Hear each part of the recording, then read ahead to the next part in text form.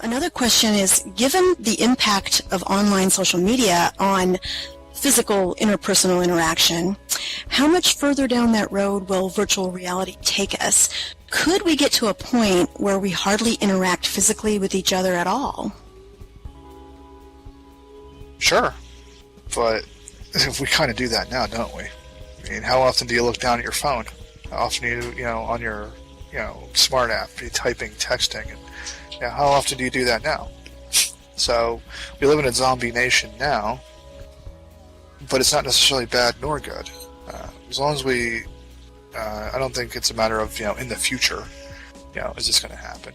Sure, there's going to be people who will spend more time in the virtual than real life. More time looking at their whatever, technology mediated experience. That's fine. We have that now. So it's not going to change.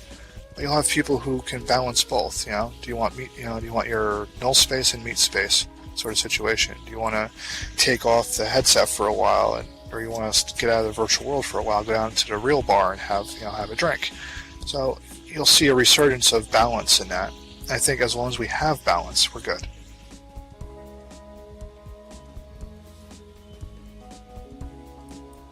Okay, great. We're getting close to the end of our questions here, and we might want to see if anyone here has another question that they want to type in text chat, but I'm going to look and see if there's anything here that I have not asked you.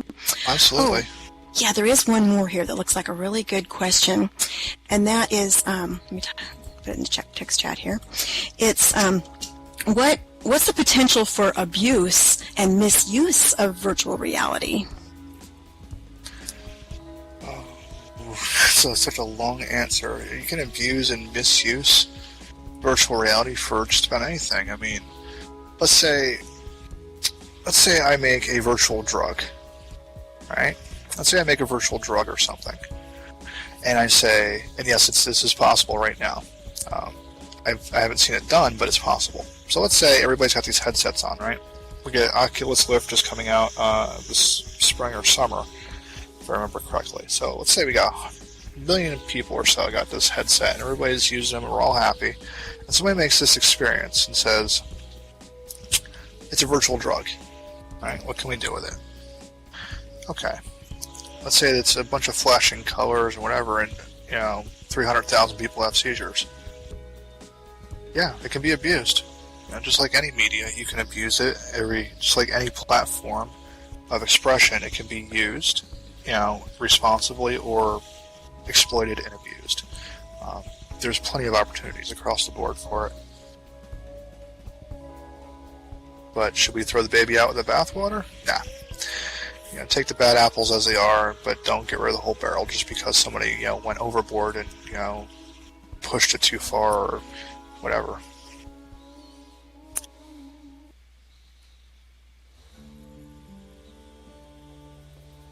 Okay, and on that same note, speaking of misuse and the consequences, what legal issues do you foresee businesses having in marketing to the virtual world?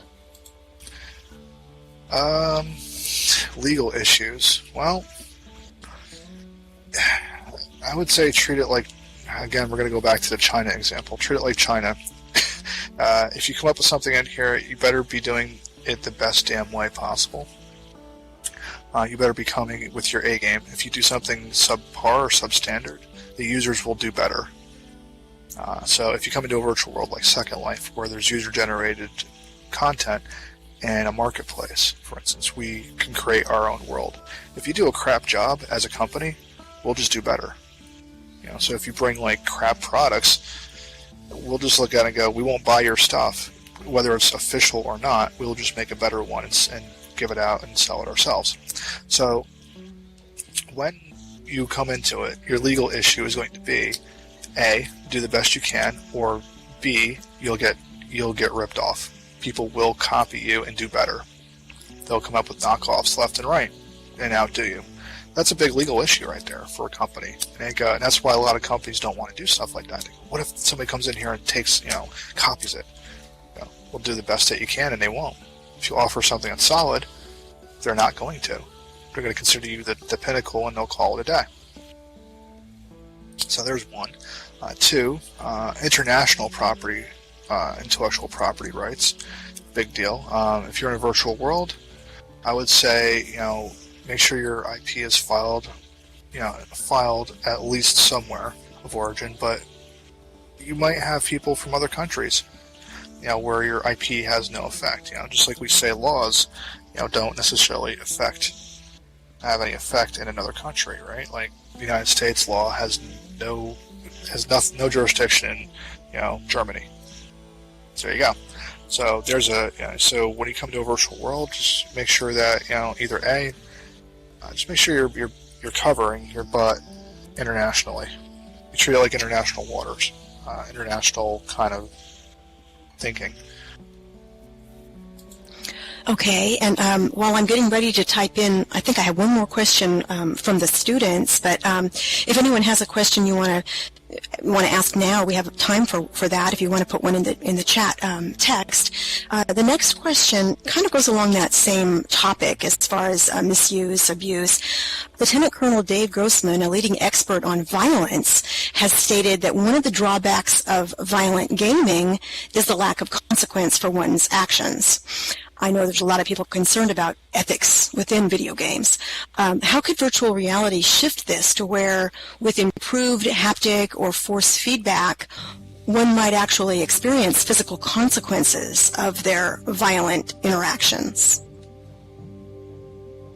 I've actually seen examples of this where you have just some vests and stuff for haptic feedback that do exactly that. If you get shot, it's not going to actually shoot you, but you get kicked pretty hard in the chest, so you can feel it.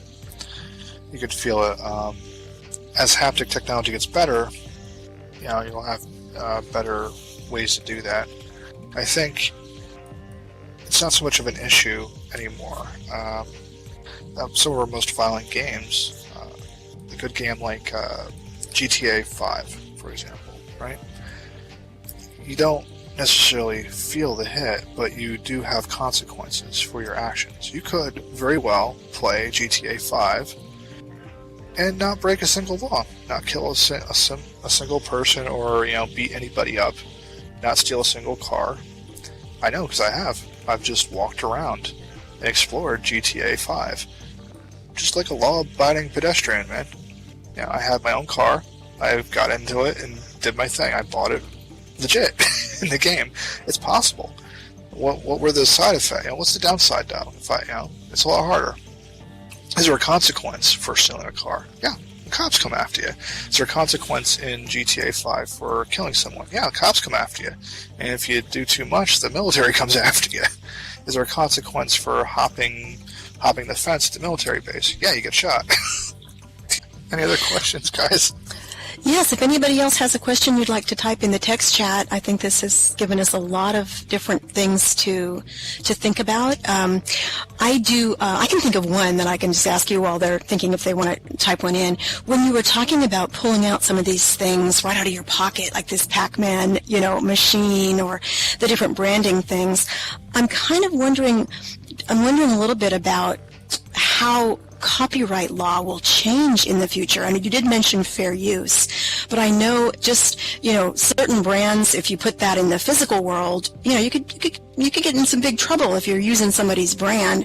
And I can see if you just have it and pulling it out of your pocket in a space like this, but I know there's probably going to be a line that you can't cross, with your own branding and marketing strategies. How do you feel about how copyright law will change? I think it probably won't. And there's a problem there. Mickey Mouse law. Mickey Mouse has extended copyright far beyond public domain. Right. So public domain has been extended to like 100 years or something. Something obscene. Mickey Mouse for Disney should have been in public domain many years ago, but because they keep petitioning, extension of copyright and all that. So what we're going to see either companies that get it, they come up with some sort of licensing model and say, here's our brand. Right, so Namco, we use this arcade machine again. Namco would say, hey, we're not letting you have our brand, but we'll let you use it under these circumstances in a virtual environment.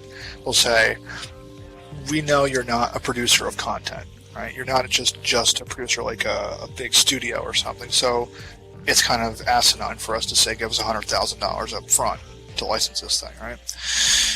From a company standpoint, they go, okay, we're not going to give it to you, but what we can say is we'll work with you collaboratively.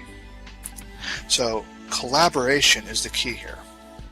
Copyright laws may not change, IP law may not change. It's the attitude of the companies that own the IP that should change.